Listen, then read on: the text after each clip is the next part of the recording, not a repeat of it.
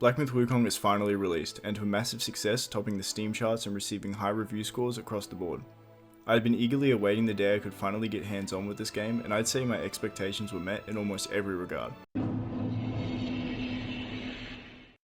Blackmyth Wukong is a more action-focused take on the Souls-like genre, taking a lot of influence from the Souls games but also putting a unique and modern spin on the combat mechanics. The first games that come to mind in similarity would be Sekiro and God of War 2018, but even compared to these games, Blackmyth Wukong feels distant and unique.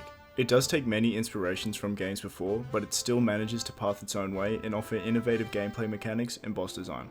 Combat feels extremely smooth and fun while also maintaining a decent level of challenge, which is a balance that is hard to obtain. The skill tree offers a range of abilities that cater to different playstyles and utilize the singular weapon style to a full degree. The option to reset all skill points at zero cost gives the player full freedom to create different builds to try out and take a new approach when fighting a challenging boss. Bosses in Blackmyth Wukong are of an extremely high quality, and while I think the large majority of bosses are very balanced, there are a few overtuned spikes of difficulty that feels a bit jarring to adjust to.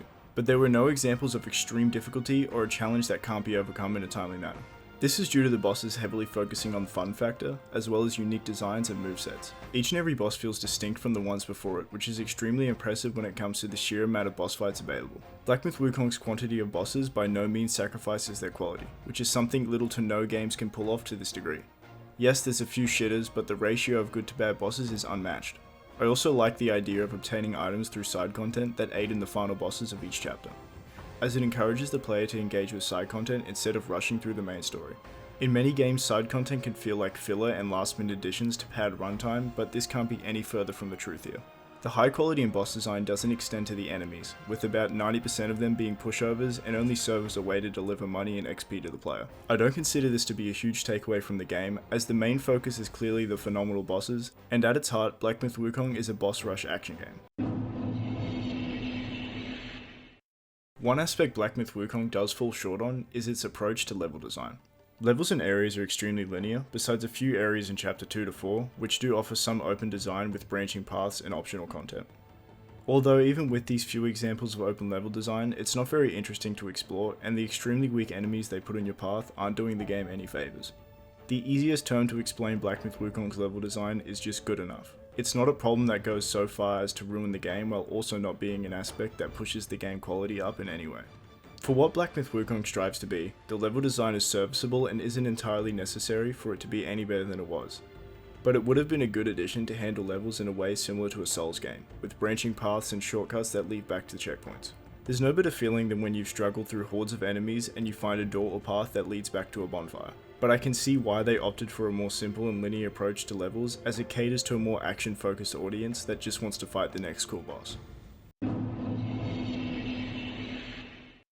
Now to address probably the biggest praise I have seen for this game, and that's its stunning visuals. Blackmyth Wukong looks phenomenal and is the #1 example of next-gen graphics. Each area, enemy and boss offers breathtaking visuals and next-level animation. Blackmyth Wukong offers so much visual variety. Each location is unique and the enemies found there serve to complement the beautiful environment with their beautiful design. No two chapters are the same visually, which results in each chapter feeling like a fresh new world to explore, with new and exciting bosses that match perfectly with the arena they're set in. These pretty visuals extend to your own character, who can be equipped with a multitude of awesome armor sets. These armor sets combined with the flashy combat make you feel like a badass, especially when coming up against the bigger and badder bosses. Although this aspect is a double-edged sword, as my PC has never struggled this much to keep a steady frame rate, and I really feel for anyone playing on a console. The story of Blackmyth Wukong acts as a follow-up from the popular Chinese novel Journey to the West, and includes some really cool characters and beasts derived from the novel. The story contains some of the most lacking elements in the game while also housing some of the best moments and favourite parts of my experience, which is the short animated films between chapters that tell a concise but compelling tale with stunning visuals.